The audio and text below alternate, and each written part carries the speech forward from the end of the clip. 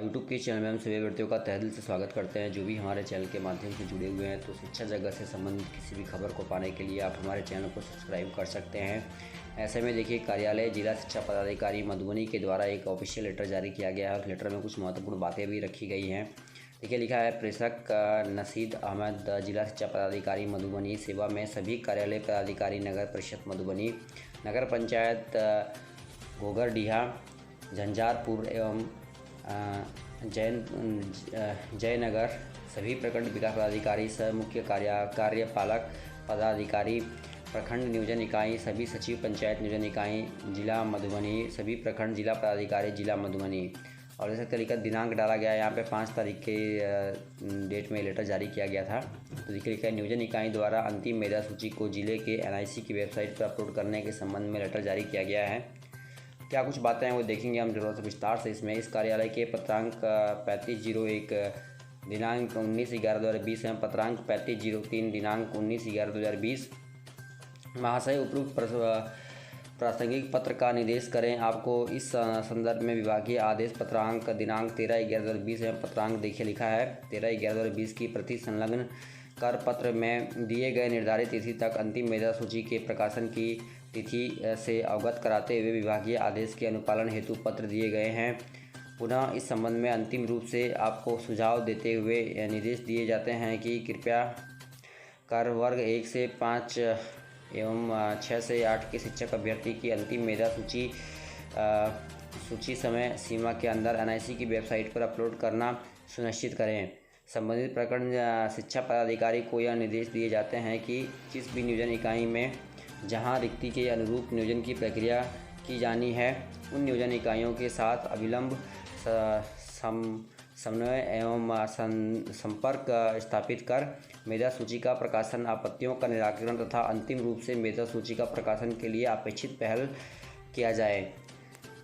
और देखिए लिखा है, आपत्ति के निराकरण के क्रम में NIC से प्राप्त यूजर ID एवं पासवर्ड जिस भी नियोजन इकाई के लिए अपेक्षित है, उसका यूजर ID एवं पासवर्ड पूर्व में ही संबंधित प्रखंड शिक्षा पदाधिकारी को उपलब्ध करा दिए गए हैं। सभी सचिव नियोजन इकाई से यह अपेक्षा की जा रही है कि वे प्रखंड जिला शिक्षा पदाधिकारी से संपर्क कर इस दिशा में अपेक्षित कार्रवाई करें। प्रखंड शिक्षा पदाधिकारी आप आदेशित हैं कि पत्र निर्गत की तिथि की अंतिम मेधा सूची के प्रकाशन की तिथि तक अपने अपने प्रखंड मुख्यालय में आवासित करते हुए सभी संबंधित नियोजन इकाईवार उनके सहयोगार्थ कम से कम 2 शिक्षकों की प्रतिनियुक्ति कर इस कार्य को पूर्ण कराएंगे। अन्यथा की स्थिति में उत्तरदायित्व निर्धारण के क्रम में नियोजन इकाई के साथ आपके विरुद्ध भी यथा निर्देशित कार्रवाई किए जाने की संभावना से इनकार नहीं किया जा सकेगा। तो आप देख सकते हैं दोस्तों, यहाँ पे कहा गया है कि सारी की सारी नियोजन इकाइयों को ये निर्देशित किया गया है कि वो जल्द से जल्द मेधा सूची को जो है वो NIC की वेबसाइट पे अपलोड कर दें, क्योंकि एक लंबे अरसे से इंतज़ार कर रहे थे सभी लोग कि जल्द से जल्द मेरिट लिस्ट जो का प्रकाशन जो है वो वेबसाइट पे किया जाए, क्योंकि शिक्षक बहाली की प्रक्रिया में पहले से ही काफ़ी ज़्यादा लंबा अड़चन रहा है और प्रक्रिया जो है वो काफ़ी लंबे समय से रुकी हुई है। तो उसे पूर्ण करने के लिए निर्देश दिया गया है कि जल्द से जल्द जो है वो बहाली की प्रक्रिया जो है वो पूर्ण करा दी जाए।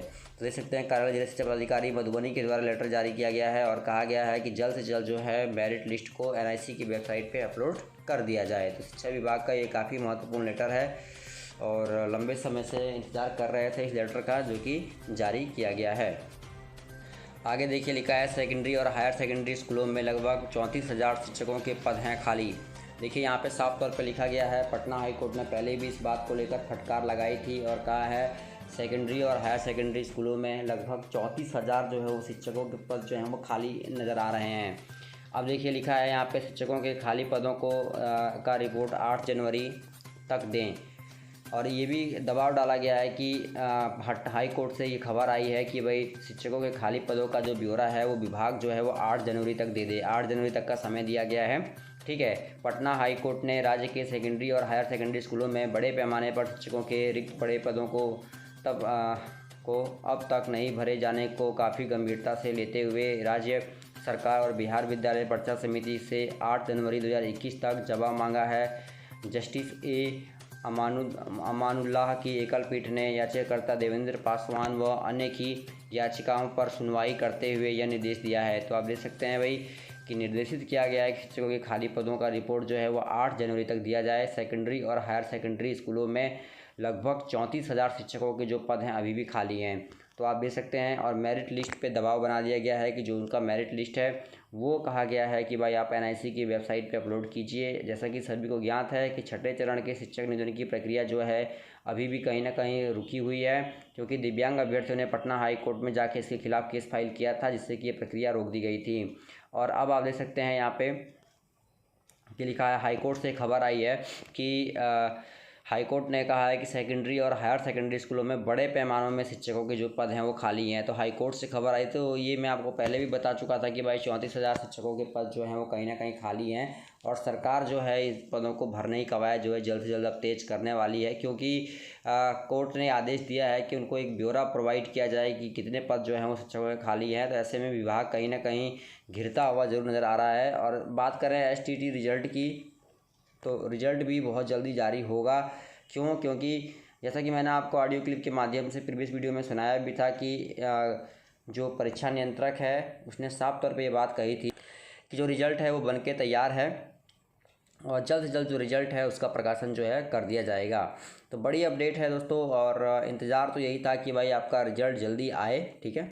ऐसे में बिहार विद्यालय परीक्षा समिति पटना के द्वारा जो लेटर जारी किया गया था कि माध्यमिक शिक्षक पात्रता परीक्षा 2019 की पुनः परीक्षा ऑनलाइन विधि से बेल्ट्रॉन के माध्यम से कराने पर सहमति तथा पुनः परीक्षा हेतु प्रश्न पत्र चयन मर्यादा एवं सिलेबस तैयार करने हेतु संबंधित संस्था को निर्देश दिया गया। देखिए, आपको एक बड़ी अपडेट मैं प्रोवाइड कर दूं, जो कि सिलेबस को लेके है। सिलेबस को लेकर ये बात जो है वो रखी गई थी कि भाई जल्द से जल्द जो सिलेबस है वो जारी किया जाए विभाग के द्वारा, लेकिन कहीं ना कहीं कई सारी अड़चनें सामने आई जिससे विभाग ने सिलेबस को जारी नहीं किया। और अब कहीं ना कहीं इसे लेकर कुछ लोग ऐसे दलाल हैं जो कि फिर से केस फाइल कर रहे हैं। तो जबकि परीक्षा संपन्न हो चुकी है, रिजल्ट आने का समय है, फिर इस रिजल्ट को कहीं ना कहीं जो है वो रोका जा रहा है। तो मैं सभी से यही कहूँगा कि भाई अब आप लोगों के एकजुट होने का समय है। जैसा कि मैं आपको पहले भी बता चुका था कि राजेंद्र सर ने ये बात कही थी कि भाई पिछली बार जब TT की परीक्षा हुई थी, BTET की परीक्षा हुई थी बिहार में, उसका रिजल्ट 2 साल के बाद जारी हुआ, और वो भी तब हुआ जब गर्दनी बाग में जाकर शिक्षकों ने आंदोलन किया। तब जाकर शिक्षा मंत्री को ये पता लगा कि भाई जो रिजल्ट है वो कहीं ना कहीं जो परीक्षा कौन सी परीक्षा हुई थी और उसका रिजल्ट कितने समय से रुका हुआ है, तब जाकर उन्हें पता लगा। तो ऐसे में कई सारे सवाल जो है वो सामने उठ के आते हैं कि भाई प्रशासन जो है वो ऐसा क्यों कर रही है। और जिस प्रकार से हाई कोर्ट लगातार फटकार लगा रहा है कि माध्यमिक और सेकेंडरी में जो है टीचरों की बम्पर रिक्तियाँ खाली हैं, तो ये तमाम बातें जो है वो सामने उभर के आ रही हैं। तो पल पल की खबर के लिए जुड़े रहिए। इस वीडियो में इतना ही। धन्यवाद दोस्तों, जय हिंद।